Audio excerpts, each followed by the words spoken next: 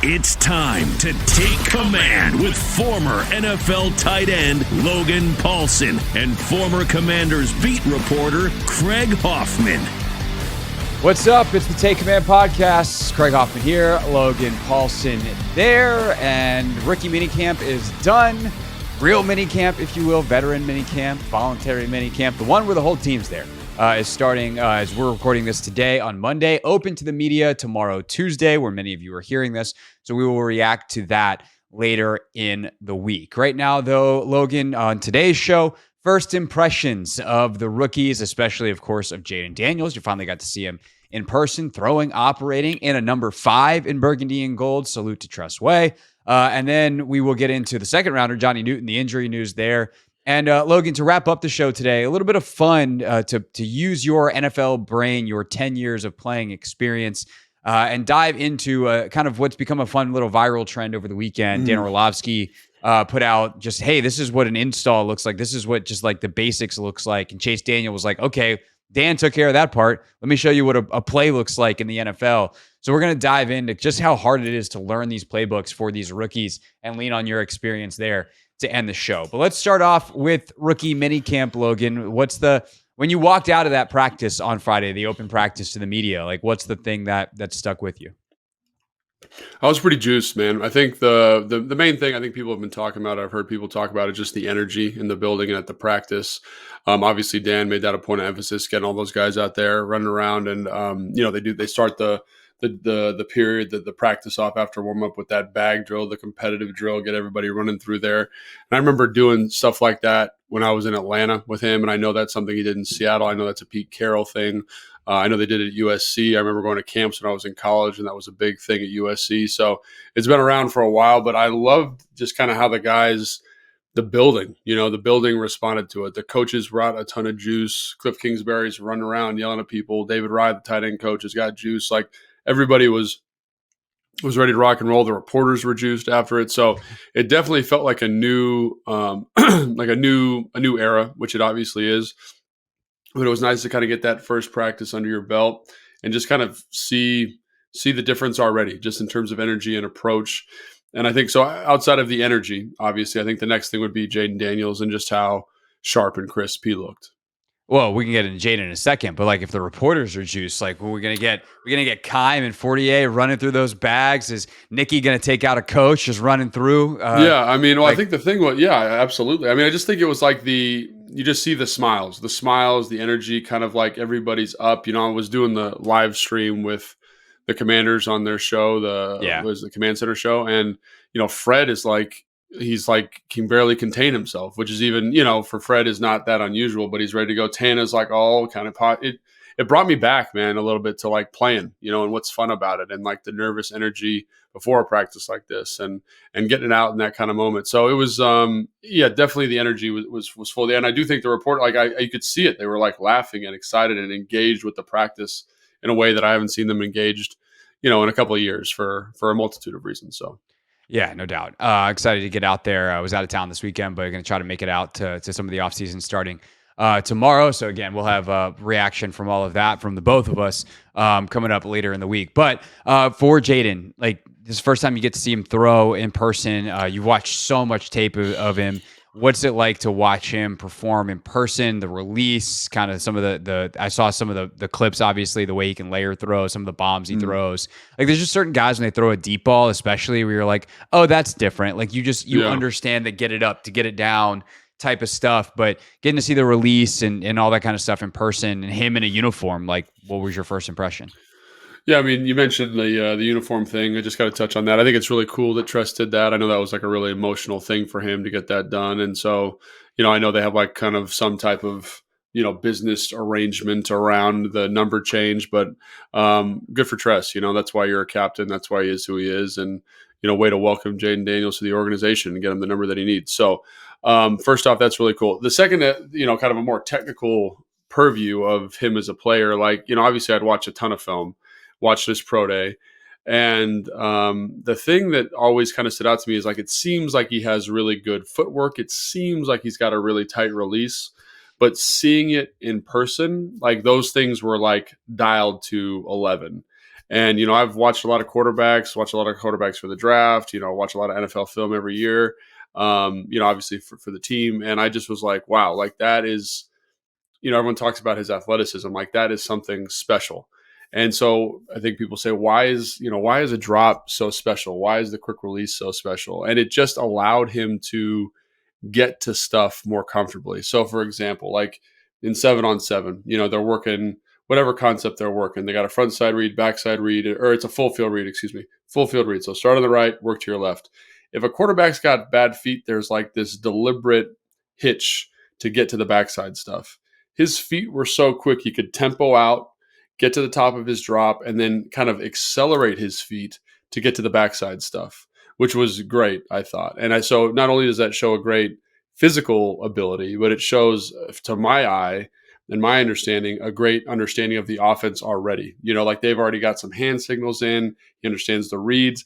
I mean, for a first day 7-on-7, usually there's guys not on the same page. They're running the wrong routes. The ball sails.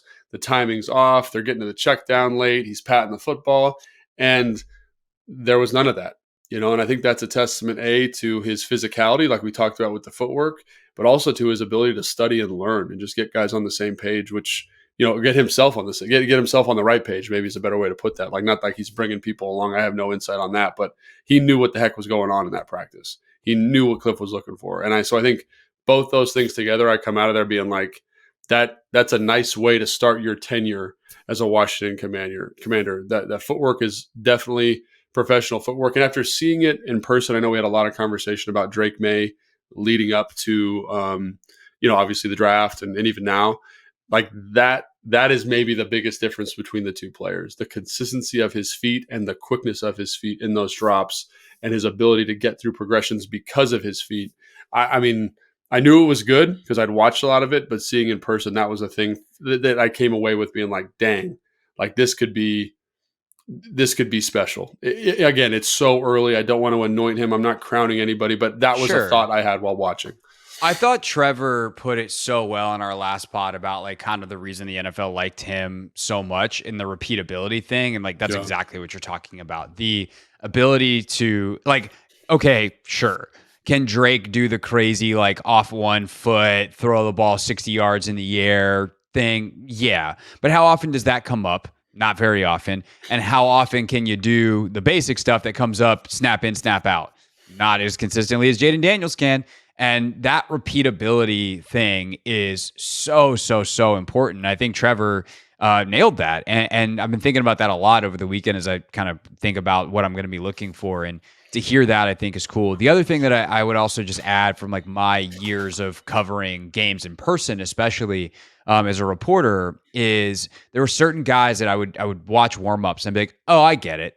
Yeah. And, the guy I think the first guy that I really encountered like that was Jared Goff, where I watched Jared Goff warm up and I was just like, oh, that's why he's the number 1 pick. The ball just absolutely flies out of his hand. Yeah. And like, it's just different. And I was covering Cousins, and like Kirk is obviously a really good quarterback, but he's not a special arm talent. He was never a guy that was going to be drafted in the top 10. Right. And I watch Goff, and this is like my first year covering games on the road and all that kind of stuff. We're out at the LA Coliseum a year after Jared's the number 1 pick, and you see the ball fly out of his hands. You're like, oh, duh. I remember watching Aaron Rodgers warm up before a preseason game, and you're like, oh, yeah, like the ball, it's a different, it's not the same sport. And I think that being able to see that in a quick release and a good mechanics and just making it kind of look easy and look professional is the kind of thing that you look for. And it also makes sense why, as Dan and Cliff and Adam all got to go to the pro day and see him do all this stuff in person, they were like, yep, all right, tape was great. Yeah. That's the thing that we're looking for. And lo and behold, he's the number 2 pick and probably going to start. We'll see what happens, who gets the first reps this week, but it feels like he's more than in line to start the season or the offseason as QB1. And I would assume that carries on into the regular season. Yeah. And again, like it's not like he's got this overwhelming arm, but it's the stuff that gets to the throw that I think I was really impressed with. And you mentioned the deep ball, like the deep ball accuracy was totally there. And it's so effortless, right? He gets back and it's all from a really consistent base. It's all from a really consistent timing. That ball is at his ear, like almost instantaneously, and it's out. And, I've played with guys with quick releases, and it gets you out of a lot of stuff, being able to throw the football like that. They were doing a drill in warmups with Cliff where they were kind of like catching the snap and like acting like they're throwing like a now RPO. And I don't, like I've seen a lot of quarterbacks, man, and like his ability to get his feet, catch the snap, get the ball to his ear, and turn his feet to like the now throw. I mean, it's got to be one of the fastest I've ever seen, and I'm not being hyperbolic. And again, like the arm talent, there's some other stuff there that isn't like that, but like that is special. And like if you can get that stuff done, get that footwork, and then watching him in the 7-on-7, it just kind of reinforced that perspective, because it's like anything that I needed to do from a footwork standpoint, I could get there. Oh, I need to throw a 5-yard out. I can accelerate my feet because I got free access right now. Boom, boom, the ball's out.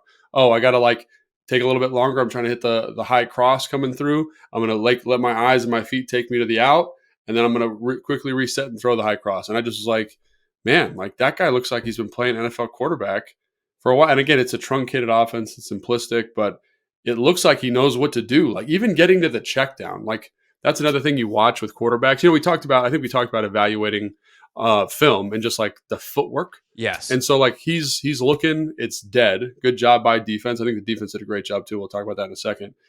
Defense is dead. And instead of like pat, it's like, I know it's dead in my drop. Boom. And then I'm going to reset real quick and hit the burst to the back. And I just was like, that's stuff that you love to see. Like that was something like last year with Sam Howell, for example. It always made me a little bit nervous. And we talked about it on the show. It's just his ability not to see kind of the defense is doing this. I'm anticipating this. The ball goes there. And in this first 7-on-7, which was like 10, 15 plays, you got to see that. Now, as defenses get complicated, like obviously the test is going to get harder. But in terms of saying like, what should a first or a second, the second pick in the draft, your first round quarterback look like? Like I came away being like, this could be really cool. And again, it's still early, but it could be really cool. So. Yeah, the check down thing I think is such a great example of kind of the next level processing, because instead of having to go like 1, 2, 3, 4 check down, if you realize that 1 and 2 are dead, and they're dead because the coverage is this, and the concept that you ran was that, like you can skip 3 and 4 because they're also dead. Like you ran a bad play sometimes for the coverage, and if you know that, you just get to the check down early, and that's going to give the check down an extra yard or two of space. And a yard or two of space in the NFL is really hard to come by, and it also means you get from a bang bang play on a check down to having a playmaker, typically a running back, in space. Like that's really valuable. And so the ability to get there quickly, and like Kirk has always been great at that. If you want the super deluxe version, like Brady was incredible at that, to just realize like check down now, skip trying to make a hero play or see if someone made a mistake on read number 4, and just get to the check down, and we can make our playmakers, or let our playmakers make a play. With that, it is a truncated offense. Obviously, this is kind of day one defense install. too. Yeah, for sure. And so it's a chance to just kind of see how these guys can perform. I'm curious, like before we get to the rest of the draft picks and anybody else, UDFAs, et cetera, that might have stuck out from a coaching standpoint, watching Cliff coach, watching Joe Witt coach, and kind of seeing how they approach this from Dan's view as the head coach. Any early impressions on those guys, as they're obviously also new, and this is our first impression of them? Obviously, I didn't get to see Witt, because the offense was kind of right smack dab in front of us. And so the defense was off to the left. And so you're trying to watch, but you're kind of looking through cameras and stuff and can't really see. But we got to watch Cliff very closely. Cliff and the receivers were kind of right in front of us. DBs too. We'll talk about them in a second. But Cliff is a guy, I think you'd see it in his pressers, he's quiet. He's a very nice guy. He's a very smart guy, but, not overly gregarious, not overly energetic in the building when he's walking around. He'll say hi to you, super great professional, all that kind of stuff. But seeing him on the field, man, he was juiced. Like he was juiced, the energy, the drop. And I saw a couple of videos and I'm like, okay, Cliff with the quick feet, let's go. Yeah, it's exactly right. And then there's certain times when people are coaching where there's like a distractedness to their eye. And again, it's the first day, so I'm sure he's locked in. But like with Sean McVay, like Sean is watching you every single rep. He's going to have a point of feedback for you every single time. And I felt like Cliff was like that. Like that was kind of the vision I had of him on the quarterback. And I think that's great. It was unexpected, and I love to see that. I love to see kind of this staff. All of them were all the guys. The defensive guys they're not screaming, but they got energy, right? They're running to drills. They're coaching guys up there, and I thought that feels like what Dan wants. After being with him in Atlanta for a year and a half, like he wants guys that are going to elevate not only you, they're going to help get you through practice from an emotional standpoint. And I felt like that's what I was watching out there, which was great. Yeah.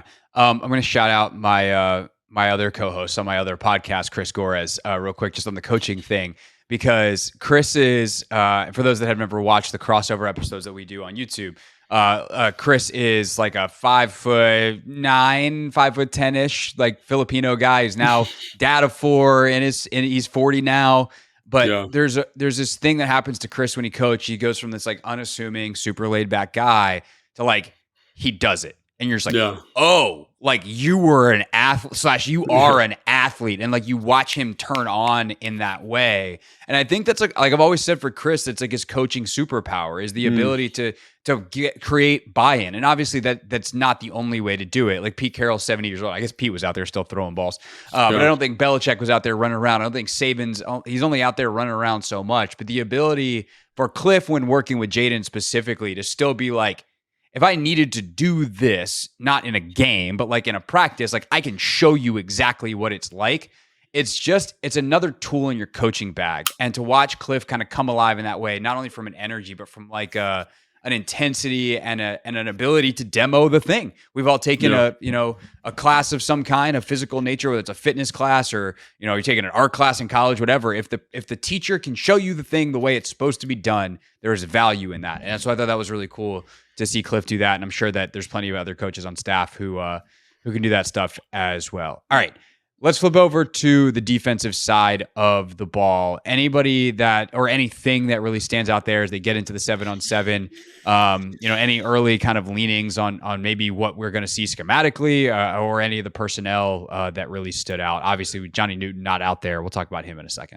Yeah. So defensively, I think Mike Sanders still is a guy just from a footwork standpoint, from a competitive standpoint. Again, it's one practice, so I'm not like trying to annoy anybody here, but you see, again, like that's the cool thing. So I'm going to regress here slightly for a second. But one of the cool things about Jayden Daniels is like he threw box fades and hitches a lot in college, right? And so you're like, can he do some of these other throws?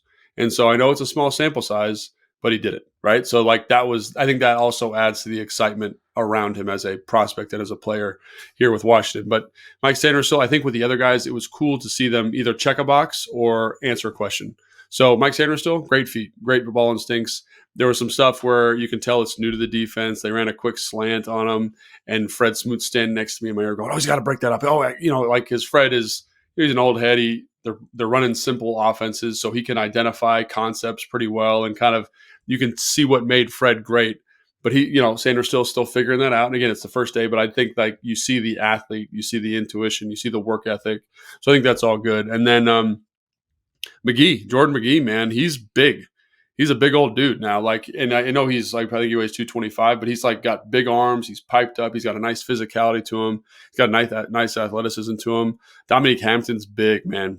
He's a big, tall son of a gun. And they had him basically playing kind of like, we'll see what happens, but kind of like that dime Sam, nickel Sam linebacker position. I know they don't have everybody there at practice, but like I think that's kind of the role we envision for him, that star. And again, he just looks the part. You know what I mean? Like he's just a big dude. Oh gosh, the cornerback from Arizona State, Anusium, is that his name? The guy from Anusium. Yeah, Chigozie Anusium. Like he walked out of me in front of the building, like we were going from the studio to the field. And I was like, who is this guy? And he's just tall. He's long.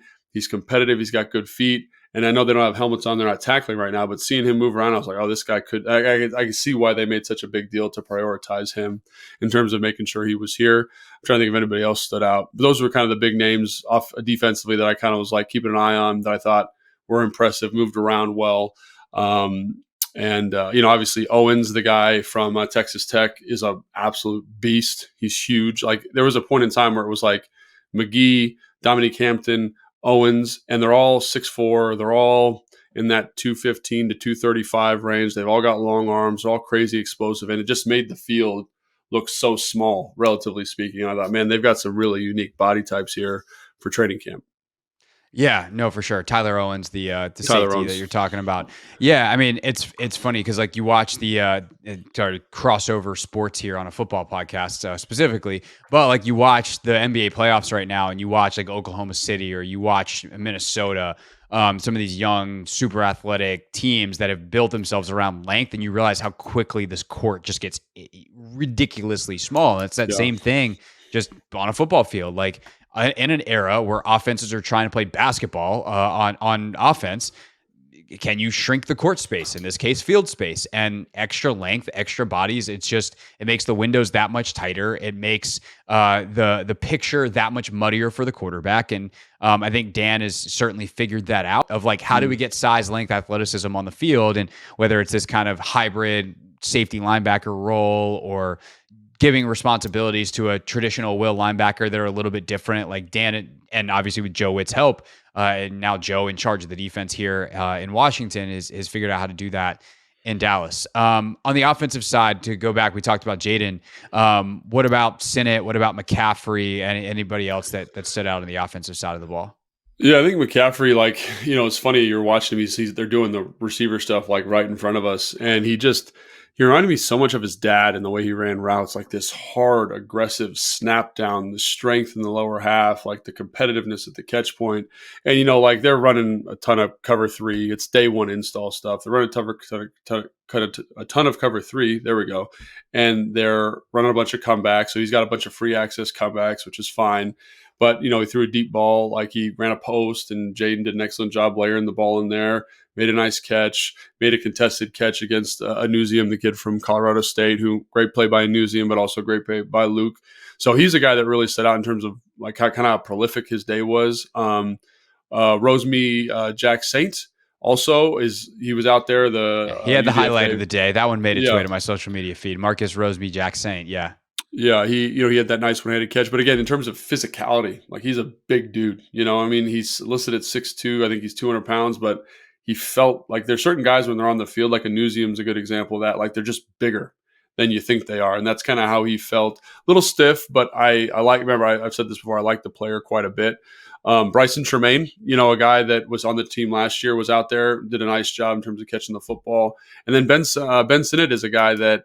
It's funny, you're standing with Fred, he's wearing 82, and I think he kind of expected him to look like me, and he's like, man, he's a really good athlete. I'm like, Fred, this guy has like a 40-inch vertical jump. Like his force plate numbers are through the roof. Like, and I think that shows up. He's a little bit thicker than you thought, but I think a guy that once you get the pads on, once we get with the varsity, once we start doing one-on-ones, I really want to see what he looks like. Because one of the things that I was a little bit critical of him in the process. And, in my evaluation, just to be perfectly candid, is like not super short area sudden. Like he's fast. He can put his foot down and cut, but I want to see I want to see what he looks like when we're running some more nuanced routes and how that skill set's developed for him. But I was impressed. He caught the ball well. He seemed to have a really good grasp of where the offense was at. There was a sequence where, there was a little bit of indecisiveness, and he called out to the receiver and told him the route that he had. You know what I'm saying? Like it wasn't the receiver's fault. Just couldn't hear the play, and he just shouted it out to him. And I thought, that guy's been in the book. He knows what's going on. So good sign. It's first day of practice, but whatever. And then I'm trying to think. Oh, the other guy that I thought looked good, and we'll see how this progresses. Is at the tight end spot is Colston Yankoff from UCLA.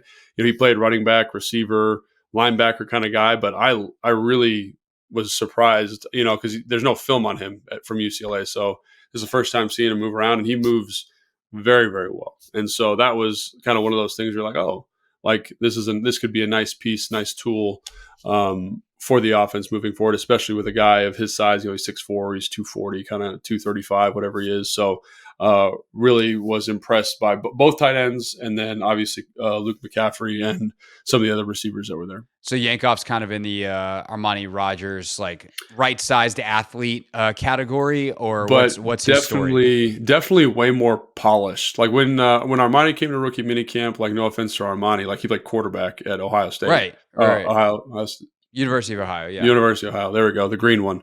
And he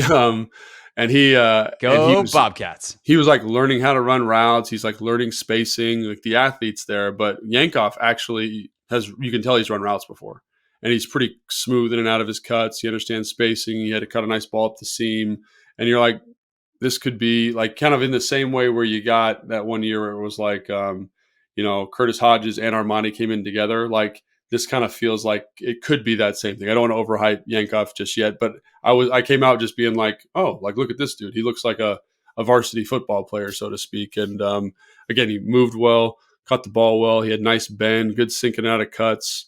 I think it'll be interesting to see what they do with him. But in terms of, I think Armani's a good comp, but just think about Armani if he was maybe a little bit less twitchy, but further along in terms of route running and kind of nuances of the position.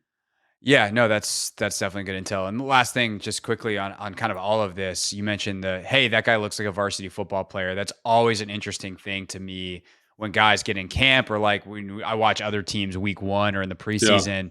You know, you have guys that looked huge in college, and all of a sudden they get out there and you're like, what does he look like in an NFL uniform? And like, not that this was unexpected, but when Bryce Young put on an NFL uniform last year, you're like, oh my God, he's so small. Like that is a tiny, tiny, tiny little man by NFL standards, right? But like these guys looking the part, and the fact that they just jumps off to you as a guy who was around the NFL for 10 years as a player and has continued around it in the media capacity for the last 5, like the fact that you're looking at Dominique Hampton and Jordan McGinn, you're like, that's a big mamma jamma. Like that to me speaks to something with Adam Peters and the way that he builds football teams of, he wants big physical teams that beat the hell out of you. And like we think of the stats with the 49ers, it was 2 years ago that nobody played the 49ers and won the next week. And like that kind of, it's going to be terrible to play the Washington Commanders because they're going to beat you up and bruise you on top of hopefully being fast and good schematically and executing at a high level. But at the very least, they're big and they're physical and they're going to beat you up. Like that, the fact that this is the first impression, I think is something that's worth noting. So thus I am noting it. Yeah, I think it's a good note, but obviously they got to get out there and grow and evolve and develop as football players. But in terms of physical stature and movement, and I think we're saying the same thing. I'm just trying to make it clear. Like it's exciting. They've got these pieces that look the part, that moved well, did some good stuff, and then but they got to do it. You know, I think that's why this practice coming up on Tuesday is going to be so fun to watch because it's like, you know, how do they look with the other big guys, the other big, fast, athletic dudes, you know, and that's going to be a lot of fun. So, I think I came away just great energy, you know, from the offense in general, very sharp day. I don't think I saw a drop ball. You know what I mean? Like it was very clean. Speaks to the quarterback, Sam Hartman as well, you know, throwing nice catchable footballs and knowing where they need to go with the ball. So really solid day for the offense. And obviously the standouts I mentioned, but, you know, Luke McCaffrey probably I'd say was the offensive MVP of the first day. And again, it's 10, 15 plays, not a lot to derive from there, but like to your point, like it was good to just kind of check some boxes for those guys. And obviously it's an ongoing process, but looking forward to kind of seeing that develop.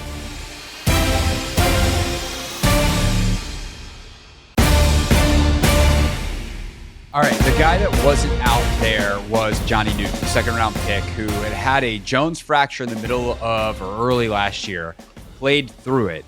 They found out in the medical throughout the process that he had one in the other foot as well, and he's opted to get surgery now in hopes of being ready as early as possible, with the season around the corner. So this is obviously, like, the hope is he's ready for training camp and all goes well there as far as I know. But he is now going to miss the offseason and his first offseason. And we're talking about how essential this is, and we're going to talk more about it in a second, of the learning curve coming out of college into the pros, your first exposure being in this much more controlled setting versus training camp where it's like, all right, we've ratcheted up a notch and it's on. How significant is this for Johnny Newton's development? You know, I'm asking that, and it's just to be clear to the audience. I'm asking that in an honest way. I'm not asking that in a way it's like, oh, he's screwed now, Logan. Tell us how screwed he is. But like, you know, you were a rookie once. How far behind does this put you? And then, you know, what does he have to do to make up that ground?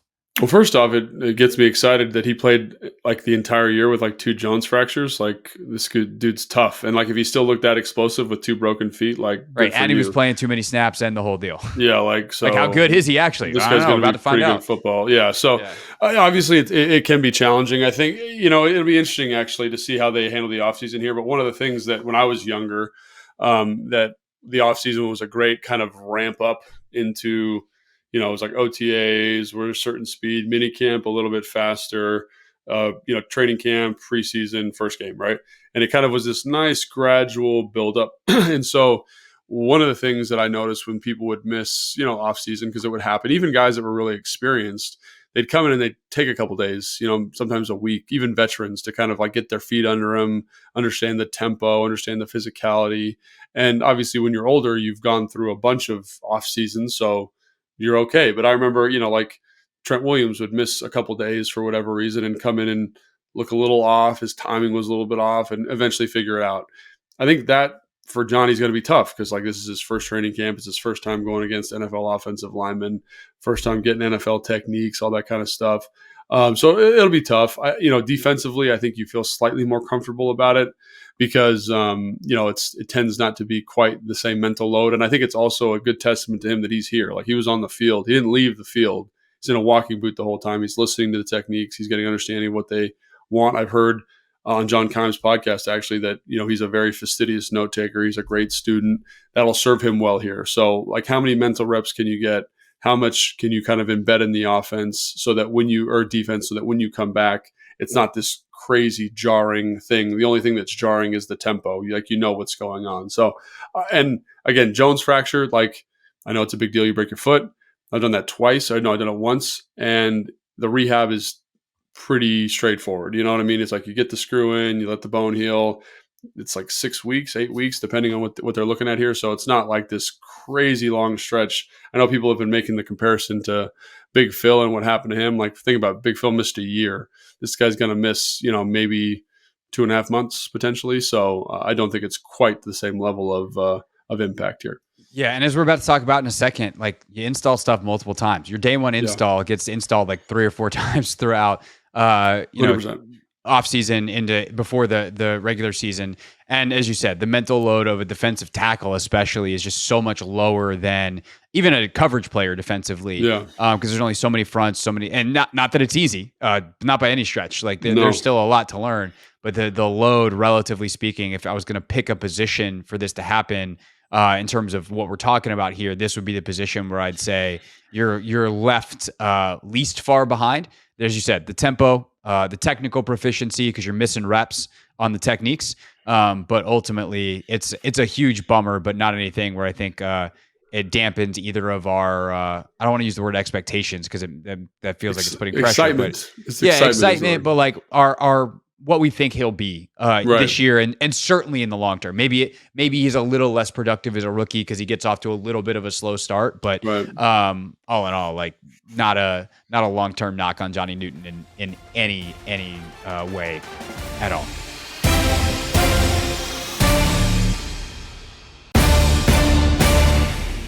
All right, Logan, let's wrap up learning the playbook. I do want to do a podcast episode soon where you teach us a play, where you install something for us. Yeah. But instead today, because we didn't plan that ahead of time, we'll just talk about generally kind of what goes into this time of the year. What's happening in the classroom, what's happening on the field, what % of the offense is it, and how hard is that transition from college to the pros? You've obviously done this. You've also, I think the interesting comparison too that I would ask you about specific to the rookies versus some of these vets that we're talking about last weekend versus this week is how big is the difference when you're going from college to pro versus team to team, system to system? So what is this time of year like, and what is actually happening? Take us through a day, if you can, of an NFL player in May. Yeah. So, essentially what they're probably going to do, and this is an assumption, is they're going to go through their installs in conjunction with the OTA schedule. So it'll be the first practice will be day 1 install. The second practice will be day 2. Third practice will be day 3. You'll take a little break. Next time you kind of do a day of review on those installs. So OTA number 2, review the installs, go 5, 6, 5 and 6. The next time is a review of all of that information, then 7 and 8. And they'll probably throw red zone and short yardage in there somewhere. But it usually is an 8 to 10 day install to get the whole offense in. And then they'll do the whole thing over at minicamp. They'll start, 1, 2, 3. That'll be the first day. 4, 5, 6, second day. And then the third day will be a review, usually, depending on what they think the team can handle and what's going on. It might be different because it's a new offensive coordinator, defensive coordinator. But for colleges, when I came out of UCLA, we ran a West Coast pro style. We ran, the fullback and a tight end. And I had been through, let me think, 2 different offensive coordinators and a bunch of different position coaches at UCLA. So I had kind of learned how to deal with different terminology and different language. So when I got to the NFL, it was challenging because the volume is so much more. Like in college, you're always negotiating like what the kids can handle because they're in school, they've got a lot of stuff going on. And also, when you were in school, there was the 20-hour rule or whatever Correct. that was. Yeah. So there was like literally a limit on time. Yeah, absolutely. So, you're negotiating that, but like when I first got to the NFL, I was kind of blown away by the total volume and then what they were asking us to do. Like I remember being shook. I remember I had a mental mistake my third or fourth OTA where it was a play where it was like check with the quarterback. So it was like, here's the play, here's the first play. And if we get this look, we're going to check to this play. And I didn't know the second play. You know what I'm saying? Like I had just like tuned out in the huddle because I heard the first one, didn't hear the second one. So there's that now that's very common, but like at the time that was something new to me. I wasn't ready for that. So for me, it wasn't that big of a jump, but obviously there is a jump. And I will say now, I do a lot of consulting with my my agent's guys that he gets in the draft every year. And one of the big things is just how different college offenses are now, just how different the verbiage is, just how limited the verbiage is. And so when you get to a system, I don't know what Cliff's verbiage is like. He's from the kind of the air raid system, which is notoriously light on verbiage. But like if you go to Kyle, for example, like a play in UCLA's offense right now, or under Chip Kelly, is literally one word. It's like rip. So that tells you the protection, tells you the formation, tells you the route concept. That is not how West Coast offenses do it. So you now have a formational tag, you have a protection tag, you have a play tag. And some people say, oh, well, that should make it easier. It does not, because that gives you so much more flexibility from a formation standpoint. So now instead of having one formation that the route is tied to, like for example, like stick spacing is like day one install stuff. You get a card, you get a sheet with like that's gridded off into 6 different boxes, right? So stick spacing is a flat and an out, and then over the ball and a pivot, like an 8-yard pivot. The thing is, those 8 boxes on that page and the next page afterward, there's probably 14 pictures total, are all different formations and all different ways to tag the route concepts within those formations. So instead of now having to learn rip, you now have to learn 14 different variations of the same Rip 1 concept. through Rip 14. Correct. And so that can be very, very challenging and very, very overwhelming for young players. And a good coach, a coach that's good at installing, understands that and will kind of truncate that. Hey, we're doing pictures 1 through 4 today, guys. So let's calm down. Don't worry about those other ones. We'll get there at some point. But I think that's the thing that I see with young guys coming out now is like it is a verb. Like I think about LSU's offense, like and what Jayden's going to have to go through, and what that looks like here is. Obviously, he was a very simplistic offense as well, kind of 1 or 2 words from what I understand. And again, it might not be that big of a jump for Cliff because Cliff has a college background, so the language might be different. I should probably have a conversation with him about that. But it's definitely a lot, and the responsibilities of the position are more because you have more time to study and develop kind of answers to stuff as an offensive coordinator.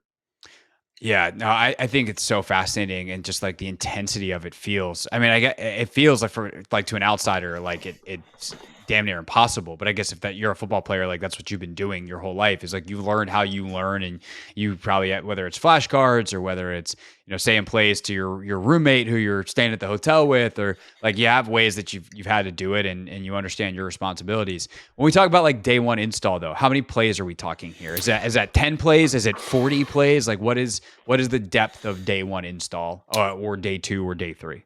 It depends. Like, so I think to the lay person, it might seem like there's a lot of plays in, but like with Kyle, for example, like we would run, let's just take a simple run. So like we'd take like, outside zone 18, like it was what we called it. 18 was the number. And so that just means the backs run to the outside leg of the tight end. And so you think, oh, that's pretty straightforward. You run that, but you can run that out of solo. You can run that out of split. You can run that out of all these different formations. So it looks like you're running all these different runs, when in actuality, it's the same run, just out of a bunch of different formations. So I think the hardest thing is not the total play volumes. You probably have 3, 4 runs in, maybe 5 runs, and then 6, 7 passes. Like nothing crazy. The challenge comes with the variations. Like you could say, hey, Logan, drop. Like I still remember plays from when I was with Kyle. The problem is like, oh, what is the formations? Like every once in a while, something will come across my feed on Instagram or Twitter or whatever. And it's like, or someone will send me something from Twitter because I don't have a Twitter. I was But about to say, they don't come across for you on Twitter, except for yeah, when we send them to you. right. But so then you look at it and you say, oh, I remember that. And then, oh, it's like, oh, that's right. He does tag that formation. Oh, no, I got to tighten my split on this. And it's like, though that the devils are in those details for the first couple of days. And so that's where I think um, that is challenging for a young player, because in college, you just kind of like line up in like let's say north right clamp, line up in north right clamp. But I got to remember, hey, like if it's this play, I got to line up like this in north right clamp. And if it's this play, I might get a tag. And if the back's to my side, I want to make sure I'm a little bit wider because I'm in a 3x1. Like those are the types of details that become a little overwhelming, because it is straight memorization, and it really tests your football IQ. Well, so that actually I was gonna ask then is, in some ways it feels like it'd be easier if you understood the totality of it, because you then understand why you are doing things. But that also feels incredibly overwhelming to a young player. If I tell you you can just learn what you're supposed to do, or you can learn what everybody's supposed to do, you'd be like, I'm gonna focus on me first, and I'm just gonna know that I have to run 5 yards and turn around and try to catch a football on this player. I have to run it out, or I have to run this, I have to block that guy, whatever. But if you understand the why you're doing that through in the totality of a concept, over time, you're obviously going to get you're going to be a much more successful football player, because you can understand the little nuances, why you might know when to break a rule within a play. Like you can be Right. more instinctive and reactive because you understand the bigger picture. So how did you start? And if you started by focusing on yourself, when did you turn into the I'm going to learn the entire offense guy? So basically, it started off where, like, I remember I was like highlighting in my book, and I think, like, I got the corner. Let's highlight the corner so I know what I got.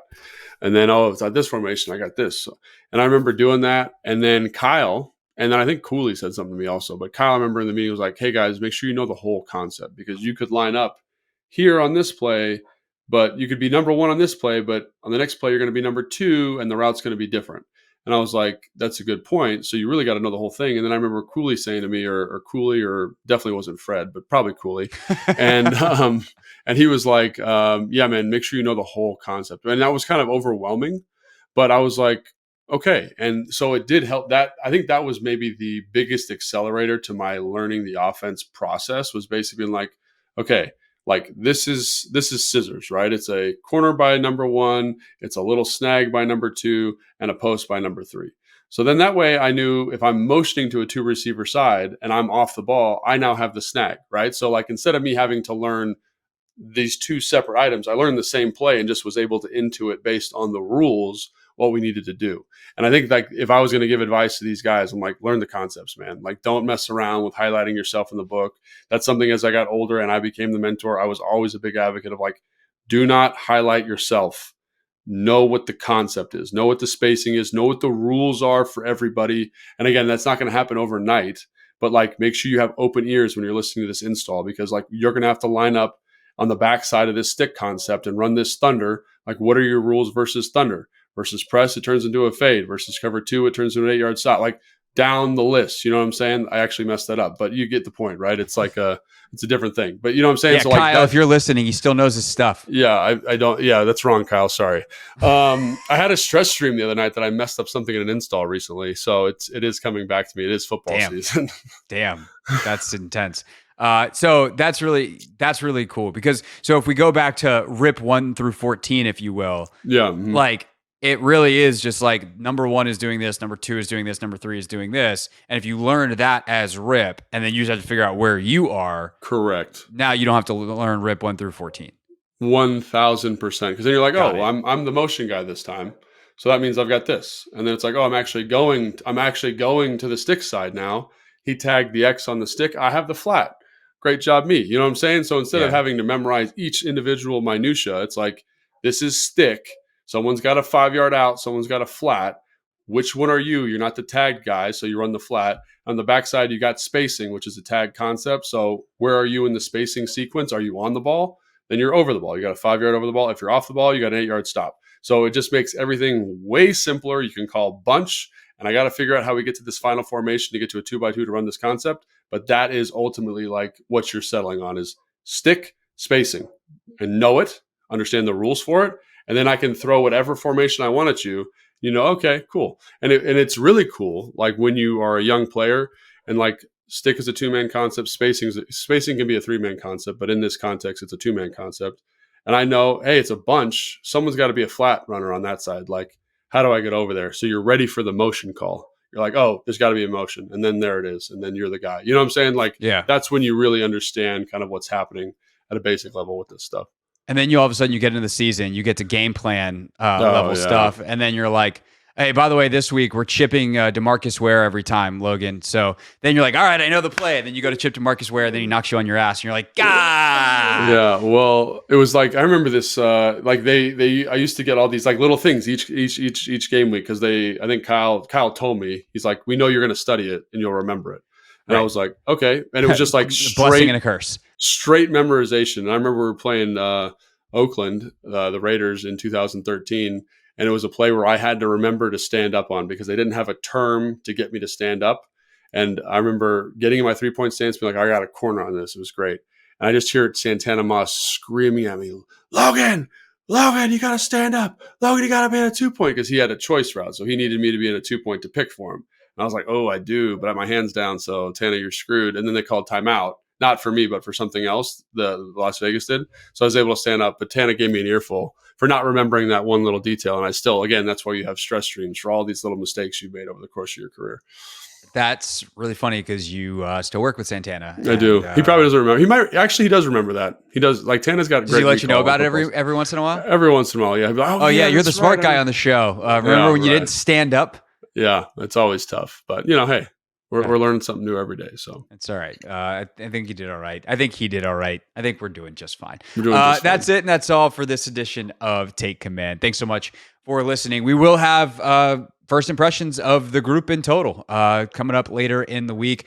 Minicamp is open 1 day a week to the media, so we will talk about it obviously each week. We also have something really cool. I don't think we're quite ready to tell everybody what it is yet, but we have something really cool that the Commanders have done that the people who did it are going to talk to us about coming up later in the week. It is a football adjacent thing, not like a marketing or whatever, but it's something very, very cool that we're going to hopefully have later this week, if not early next week. So stay tuned for that. Very nebulous and very not transparent thing that I just told you is coming.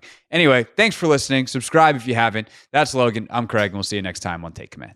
Thanks for watching this clip of Take Command, which has a brand new home. That's right. You can watch on YouTube at the Team 980. You can also listen to full episodes in the free Odyssey app, which is now enabled with Apple CarPlay. So we'll just, follow you around.